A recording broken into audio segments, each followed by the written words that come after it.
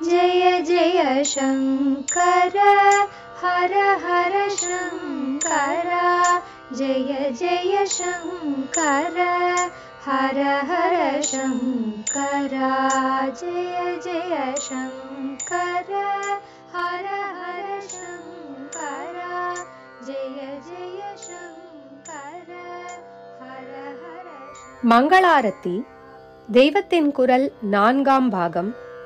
மாருதி மகிமை. குரங்கு புத்தி என்றே சொல்வது வழக்கம். எது ஒன்றிலும் சித்தம் க்ஷணகாலங்கூட நிற்காமல் சதா சர்வதா ஒன்று மாற்றியொன்றாக பாய்ந்து கொண்டே இருப்பதற்கு பேர் போனது குரங்கு. துளிக்கூட கட்டுப்பாடே இல்லாமல் இருப்பதற்கு உதாரணம் அதுதான். இதனால்தான் மனுஷ்யர்களான நம் சித்தமும் எதிலும் கட்டுப்பட்டு நிற்காமல் சாஞ்சல்யமயமாக இருக்கிற போது குரங்கு புத்தி என்கிறோம். ஹிருதய கபிம் அத்யந்த சபலம் என்ற ஆச்சாரியாலே சொல்கிறார் சிவானந்த லஹரி 20வது ஸ்லோகத்தில். பரமேஸ்வரா, ரொம்ப ரொம்ப சபலமான இந்த என்னுடைய மனக்குரங்கை பக்தி கயிற்றாலே கட்டி உன் கையிலே பிடித்து கொண்டு குரங்காட்டி வித்தை பண்ணி பிழைத்து போ. வெறுமனே கபாலத்தை வைத்துக்கொண்டு பிச்சை கேட்பதை விட இப்படி ஒரு வித்தை கித்தை செய்து காட்டினாயானால் உனக்கும் நல்ல வரும்படி வருகிற பிழைப்பு கிடைக்கும், நானும் பிழைத்து போவேன் என்று பரமேஸ்வரனிடம் அவர் வேடிக்கையாக பிரார்த்திக்கும் போது ஹிருதய கபி, அதாவது மனக்குரங்கு என்ற வார்த்தையை போட்டிருக்கிறார். வெள்ளைக்காரர்களும் மங்கி மைண்ட் என்கிறார்கள். கட்டுப்பாடே இல்லாமல் சதா சர்வ காலமும் சரீரத்தாலோ மனசாலோ அல்லது இரண்டினாலுமோ அலையாக அலைந்து கொண்டே இருப்பதற்கு குரங்குதான் ரூபகம்.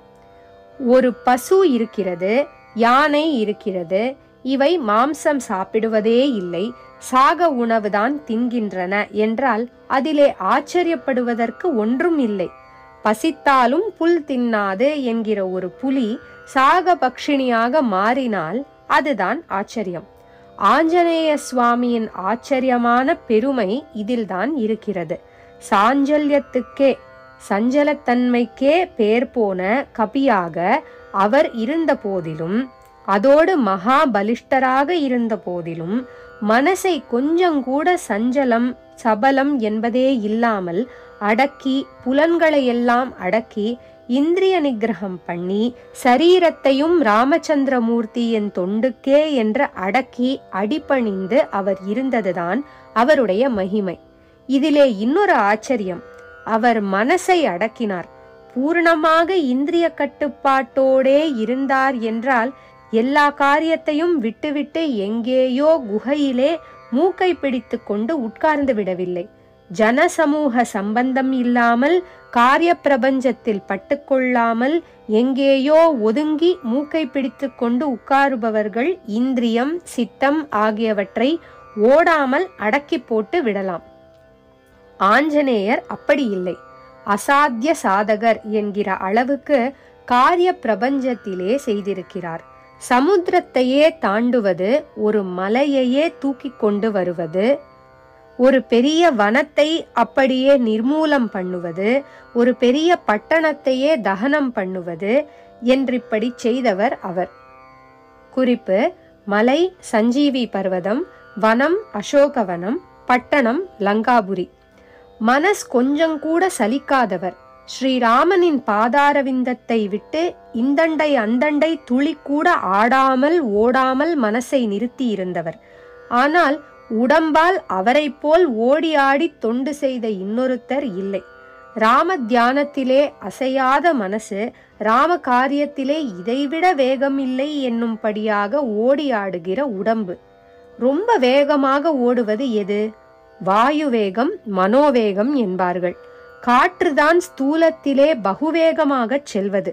சூக்ஷ்மத்திலே மனசின் ஓட்டத்துக்கு மிஞ்சி எதுவும் இல்லை. காற்று மாதிரி இந்த மனசு கிடந்து பறக்கிறதே, காற்றை பிடித்து வைத்து அடக்க முடியாத மாதிரியே அல்லவா இந்த மனசையும் கட்டுப்படுத்தி வைக்க முடியவில்லை என்று அர்ஜுனன் முறையிடுகிறான். சஞ்சலம் ஹி மனஹ கிருஷ்ண வாயோரிவ சுதுஷ்கரம்.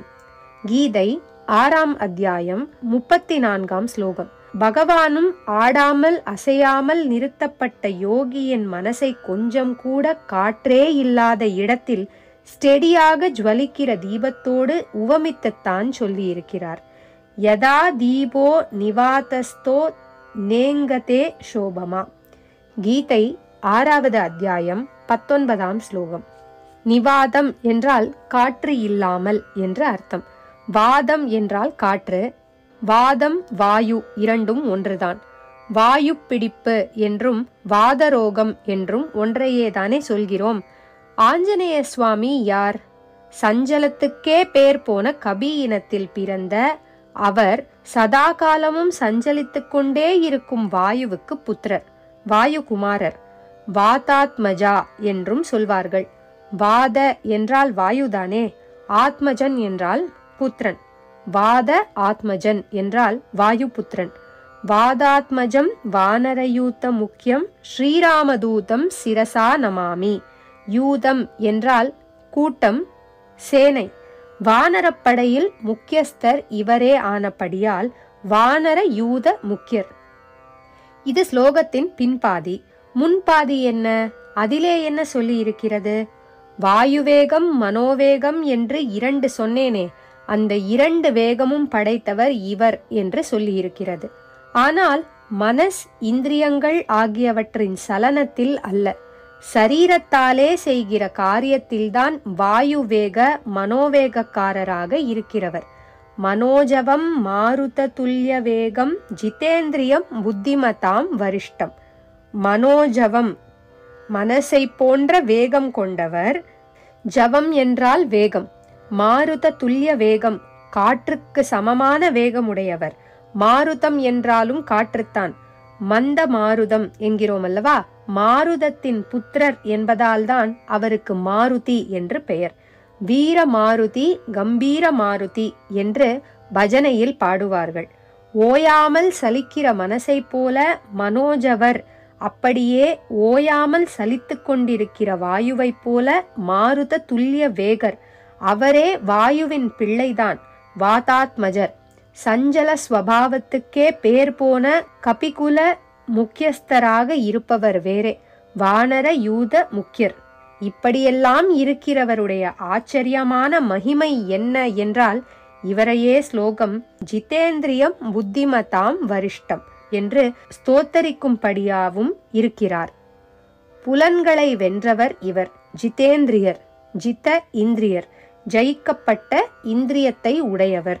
மனஸ்தான் அத்தனை இந்திரிய காரியத்துக்கும் மூலம். ஆகையால் அதை ஜெயிப்பவர்தான் ஜிதேந்திரியர். மகா சஞ்சலம் வாய்ந்த மனசை ஜெயித்த ஜிதேந்திரியர் இவர். அதனாலேதான் புத்திமான்களுக்கெல்லாம் உச்சியில் உள்ள புத்திமதாம் வரிஷ்டராகியிருக்கிறார். மனசை நல்லதிலேயே ஸ்டெடியாக நிறுத்தி வைப்பதுதான் புத்தி. ஆகையினாலே ஜிதேந்திரியாக மனோநிகிரகம் செய்துள்ள ஆஞ்சநேய சுவாமி புத்திமதாம் வரிஷ்டராய் இருக்கிறார். புத்திமான் என்று சொன்னாலே உசத்திதான். அதைவிட உசத்தி புத்திமதாம் வர என்று சொல்லி இருந்தால், அப்படி சொல்லி இருந்தால் புத்திமான்களில் சிறந்தவர் என்று அர்த்தம் கொடுக்கும். அதையும் விட உசத்தி புத்திமதாம் வரிய என்று சொல்லியிருந்தால், சிறப்பு பொருந்தியவர்களிலேயே ஒருத்தரை மற்றவரோடு ஒப்பிட்டு கம்பேரிட்டிவாக அவர் மற்றவரை விட உயர்வு பொருந்தியவராக இருக்கும் போது வரிய என்பார்கள். ஆனால் ஆஞ்சநேயரை இப்படி சொன்னால் கூட போதாது. இதையும் விட உசத்தியாக, இதற்கு மேலே உசத்தி இல்லை, இவரோடு கூட கம்பாரிசனுக்கும் இடம் இல்லை, இவர்தான் புத்திக்கு சூப்பர்லேட்டிவ், புத்திமான்கள் அத்தனை பேருக்கும் உச்சத்தில் இவரைத்தான் வைக்கணும் என்றே ஸ்லோகத்தில் புத்திமதாம் வரிஷ்ட என்று சொல்லியிருக்கிறது. வரிஷ்ட தான் சிறப்பின் உச்சஸ்தானம். அதற்கு மேலேயும் இல்லை, சமதையும் இல்லை. அதற்கு அடுத்தபடியாக கம்பேர் பண்ண கூட இன்னொன்று இல்லை. ஞானிகளில் கூட இப்படி பிரம்மவித், பிரம்மவித் வரன், பிரம்மவித் வரியன், பிரம்மவித் வரிஷ்டன் என்று உயர்த்தி கொண்டே போவதுண்டு. மாருதி புத்திமதாம் வரிஷ்டர். ஆனால் இந்த இந்திரிய ஜெயம், புத்தி சிறப்பு எல்லாவற்றையும் விட பெரிய அவருடைய பெருமை என்ன என்றால், அவர் ராமதாசனாக இருந்து பகவானுக்கு இவரைப் போல பணிபுரிந்தவர் இல்லை என்று அக்ரஸ்தானம் முதலிடம் பெற்றிருக்கிறாரே, அதுதான். புத்திமான்களைப் போலவே பக்திமான்களுக்கும் வரிஷ்டராயிருக்கிறாரே, அதுதான். தேக சக்தியோடு புத்தி நுட்பத்தையும் ரொம்பவும் காட்டி செய்ய வேண்டிய பணி தூது போவது. அந்த தூது பணியை ரொம்பவும் சிறப்பாக செய்து சாக்ஷாத் சீதாராமர்களுக்கே துக்கத்தை போக்கி பெரிய நம்பிக்கையையும் உற்சாகத்தையும் ஊட்டினாரே, அதற்காகத்தான் முக்கியமாக அவரை தலைவணங்கி பணிய வேண்டும். ஸ்ரீராமதூதம் சிரசா நமாமி என்று பாதத்தில் விழுந்து நமஸ்காரம் பண்ண வேண்டும். மனோஜவம் மாருத துல்லிய வேகம் ஜிதேந்திரியம் புத்திமதாம் வரிஷ்டம் வாதாத்மஜம் வானர யூத முக்கியம் ஸ்ரீராமதூதம் சிரசா நமாமி. இத்துடன் தெய்வத்தின் குரல் 4ஆம் பாகம் நிறைவு பெறுகிறது. மங்களம். தெய்வத்தின் குரல் 5ஆம் பாகம் ஆரம்பம். நாளை சந்திப்போம். ஜெய ஜெய சங்கர, ஹரஹர சங்கர, மகா பெரியவா சரணம்.